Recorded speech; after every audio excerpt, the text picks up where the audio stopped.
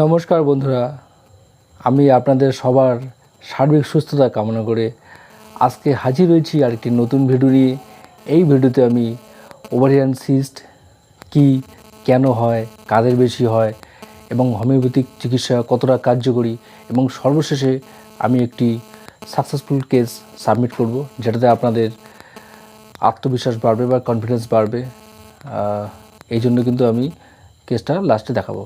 তো যদিও এর আগে আমি ওভারিয়ান সিস্ট নিয়ে অনেক ভিডিও বানিয়েছি, কিন্তু এটা সত্যি কথা বলতে একটা জ্বলন্ত ইস্যু বা বার্নিং ইস্যু, তার জন্য আরেকটা ভিডিও বানাতে প্রয়োজন অনুভব করলাম। কারণ এই ওভারিয়ান সিস্টের উপর যে আমি ভিডিওটি বানিয়েছিলাম সেটাতে আমি অনেক রেসপন্স পেয়েছি। তো এই জন্যই আবার এই ভিডিওটি বানাচ্ছি, যাতে এই ভিডিওটির মাধ্যমে আপনারা বা আপনাদের যারা নিকট আত্মীয় আছে তারা অবগত হতে পারেন যে হোমিওপ্যাথিক চিকিৎসায় কিন্তু ওভারিয়ান সিস্ট খুব অল্প সময়ের মধ্যে সেরে যাচ্ছে, এবং তার একটা আমি প্রুফ আজকে আপনাদের ভিডিওটির শেষে দিয়ে দেব। তো ভিডিওটি শুরু করার আগে একটা ছোট্ট রিকোয়েস্ট, যারা আমার চ্যানেলটি নতুন দেখছেন বা এখনও কোনো সাবস্ক্রাইব করেননি, প্লিজ সাবস্ক্রাইব করতে কিন্তু ভুলবেন না।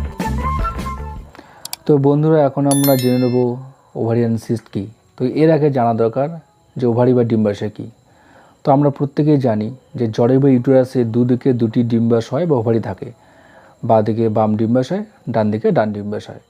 এই ডিম্বাশয়ের মধ্যে বা ডিম্বাশয়ের বাইরের দিকে ছবিতে দেখুন, যখন কোনো ফ্লুইডফুল স্যাক বা কোনো ওভারগ্রোথ হয়ে থাকে সেটাকে আমরা ওভারিয়ান সিস্ট বলে থাকি।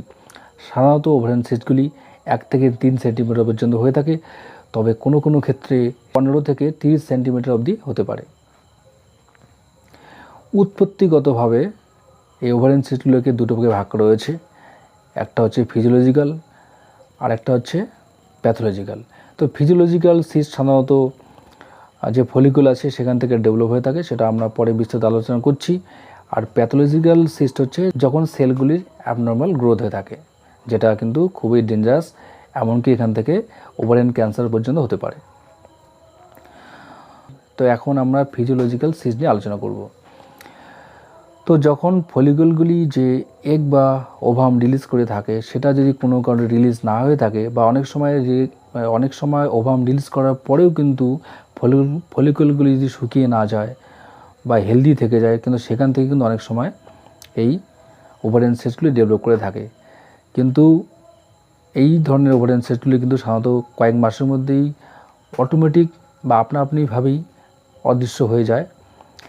আবার অনেক সময় নাও যেতে পারে, তখন কিন্তু অনেক কমপ্লিকেশন দেখা দিতে পারে। তো এখন আমরা জেনে নেব যে কাদের মধ্যে এই ওভারিয়ান সিস্ট বেশি দেখা যায়। বন্ধুরা, আমি আমার ক্লিনিক্যাল এক্সপিরিয়েন্স থেকে শেয়ার করছি। দেখা গেছে 15 থেকে 30 বছর অবধি যে মহিলারা আছেন তাদের মধ্যে কিন্তু এই ওভারিয়ান সিস্ট বেশি দেখা দিচ্ছে। এখন যদি এর সাইন সিমটম নিয়ে আলোচনা করি, তো প্রথম দিকে এর কোনো সিমটম থাকে না।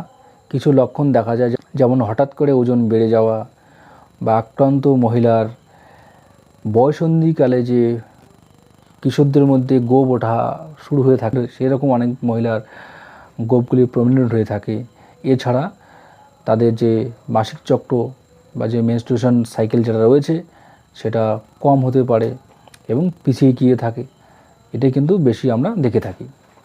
এছাড়া পরবর্তীকালে যে সিমটমগুলি ডেভেলপ করে সেটা হচ্ছে পেলভিক রিজিয়ন বা শনিদেশ বা তলপেটে ব্যথা থাকে, ঘন ঘন পেচ্ছাপ পেয়ে থাকে, ইরেগুলার মিন্স বা অনিয়মিত মাসিক হতে থাকে, সহবাসের সময় যন্ত্রণা হয়ে থাকে এবং মল ঠিকমতো ক্লিয়ার না হওয়ার জন্য বারবার একটা মলত্যাগের ইচ্ছা জেগে ওঠে, যেটাকে আমরা বলি IBS, ইরিটেবল বাউল সিনড্রোম। এই সমস্ত সমস্যাগুলি বা লক্ষণগুলি কিন্তু দেখা গিয়ে থাকে। তো এখন যদি আমরা এই ওভারিয়ান সিস্টের ইনভেস্টিগেশন নিয়ে কথা বলি, তো সেখানে আলট্রাসোনোগ্রাফি কিন্তু একটা পারফেক্ট এক্সামিনেশন বা টেস্ট যাই বলুন। এটাতে কিন্তু ওভারির সাইজ কোন দিকে রয়েছে, একদিকে আছে না দুদিকে আছে এবং কী টাইপ, সেগুলো কিন্তু অনেকটাই বোঝা যায়, যেটা কিন্তু আমাদের এই চিকিৎসা বিজ্ঞানে একটা আমূল পরিবর্তন নিয়ে এসছে, যার মাধ্যমে আমরা সহজেই ট্রিটেবল কেসগুলোকে আমরা চিকিৎসা করতে পারি এবং যেটা আনকিউরেবল বা যেটা থেকে অদূর ভবিষ্যতে ক্যান্সার হতে পারে সেটাকে আমরা যথাযোগ্য জায়গায় রেফার করি বা তার ব্যবস্থা করে থাকি। তো বন্ধুরা, আজকের ভিডিওটি মূলত যারা ওভারিয়ান সিস্টে আক্রান্ত হয়ে আছেন তাদের আত্মবিশ্বাস বা তাদের কনফিডেন্স বাড়ানোর জন্য কিন্তু আমি বানিয়েছি। কারণ সত্যি কথা বলতে কি, আপনারা বা আপনার যদি কোনো নিকট আত্মীয় এই ওভারিয়ান সিস্টে আক্রান্ত হয়ে থাকেন, তাকে অবশ্যই কোনো কোয়ালিফাইড হোমিওপ্যাথ ডাক্তারকে দেখাবেন। আশা করি 2 থেকে 4 মাসের মধ্যে আপনারা সম্পূর্ণ আরোগ্য লাভ করতে পারবেন। তো এখন আমরা আলোচনা করব যে হোমিওপ্যাথিক ট্রিটমেন্ট সত্যি কতটা ওভারিয়ান সিস্টের ক্ষেত্রে কার্যকরী। তো বন্ধুরা, আমি আগে বলেছি যে এটা নিয়ে কিন্তু আমার অনেক ভিডিও আছে, যেটার লিঙ্ক আমি ডেসক্রিপশনে দিয়ে রাখছি, আপনারা চাইলে দেখতে পারেন। তো আমি কখনোই বলবো না যে ইউটিউব দেখে আপনারা নিজেরাই এই ট্রিটমেন্ট নিজেরা করবেন।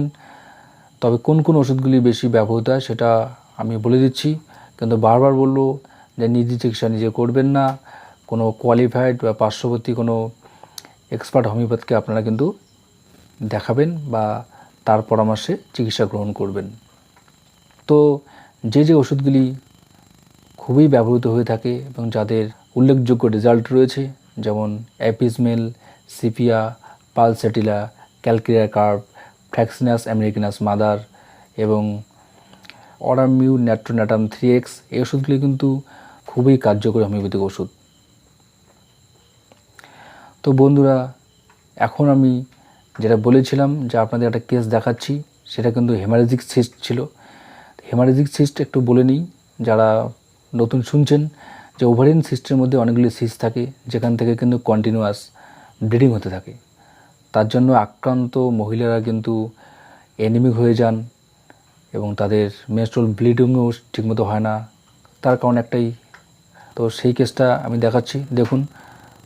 বিফোর ট্রিটমেন্ট আলট্রাসোনোগ্রাফিটা দেখুন, পজ করুন, আপনারা চাইলে পজ করে দেখতে পারেন। এবং ঠিক 2 থেকে 2.5 মাসের মধ্যে যেটা আমি আবার একটা স্ক্যান করিয়েছি, দেখুন সেটাতে কমপ্লিটভাবে হেমারেজিক সিস্ট কিন্তু অদৃশ্য হয়েছে বা ডিসঅ্যাপিয়ার হয়েছে। তো বন্ধুরা, ভিডিওটি আজকে এখানে শেষ করছি। যদি ভালো লেগে থাকে অবশ্যই লাইক, শেয়ার, কমেন্ট করে জানাবেন। এরপরে দেখা হবে আরেকটি কোনো গুরুত্বপূর্ণ ভিডিও নিয়ে। তো ভালো থাকবেন, সুস্থ থাকবেন, নমস্কার।